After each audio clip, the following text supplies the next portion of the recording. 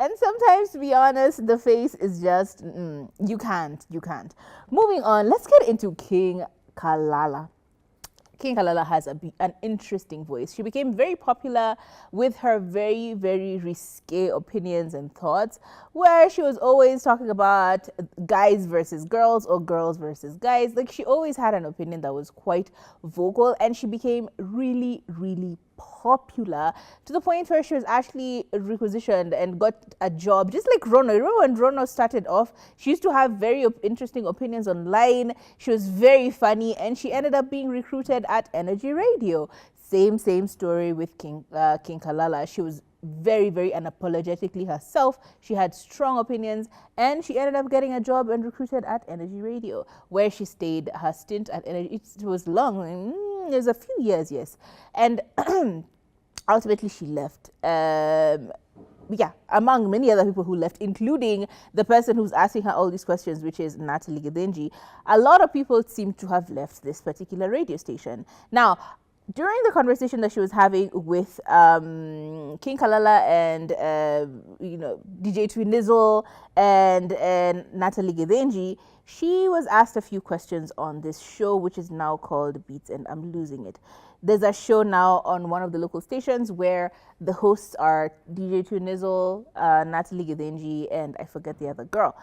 They were asking her questions. Question number one was, what happened? What were the challenges that you faced once you left radio? What happened?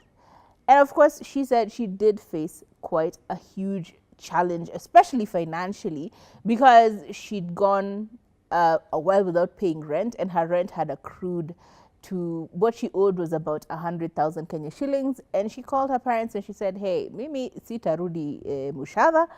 Y'all need to bail me out. Y'all need to bail me out and then give me like a 5-minute head start for me to figure out how to sort myself out, which she did. She said that this decision didn't come easily or lightly to her. When she decided to quit the job, it just was a point where she needed to find a new direction and find new ventures which were more entertaining. And that was okay too. Now she's hosting another podcast, I think. They have that podcast with Frankie Just Jim It and that other girl who I forget. But yeah, they have seen her on a podcast with them, right? Is that correct? Yes. So she has her own job going on now. She did have a lot of confessions on this show with Natalie Gidenji, where she was asked about dating because she has a very powerful but hoarse voice. Yes, it's masculine leaning. So Natalie was like, because you do sound like you're very, what are you like when someone is dating you? And she said, actually, she is very, very soft when she's in a relationship. She said, and I quote, that in every relationship, I will look at you when you are, no, she says she'll give you a chance to date her. If you're broke, she'll give you like all of 30 minutes. If you're working hard and you're doing well, she will give you a chance for you to get in a full-on relationship because she's not willing to downsize or dim her light or shave her ambition off for you to make you feel comfortable. She said she did start a business where she had a PlayStation shop and she had a few monitors where people could come in and game. But goondies, they came and stole. She was left to start from the beginning again. I mean, she's had quite a few things going on. And yeah, we're happy for her and we're proud of her and we're happy that she's actually gotten her footing again. She is quite entertaining. Thank God things are working out in her favor. Life post-employment is not easy. Because when you're used to getting a paycheck at the end of the month and your brain is even wired to expect X amount of money and you've pangaed your life like that. Once you can no longer rely on that, life becomes so difficult.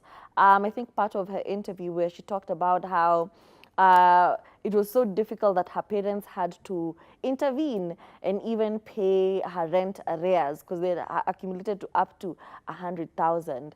And I'm just like, thank God. Thank God for parents who believe in you and they're like, you know what? Adulting happens. It's okay, our daughter. I'm going to come through for you.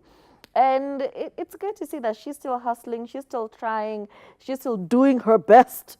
Oh my God, that was a bug. Something just flew into me. Yeah, but proud of you, King Kalala. Can't wait to see more content. Can't wait to see more controversial content. Like Umetulia, what's happening? You know, I'm used to hearing very interesting things from you, so I can't wait for you to get back to that, unless that's not what you want, which is also okay. Okay.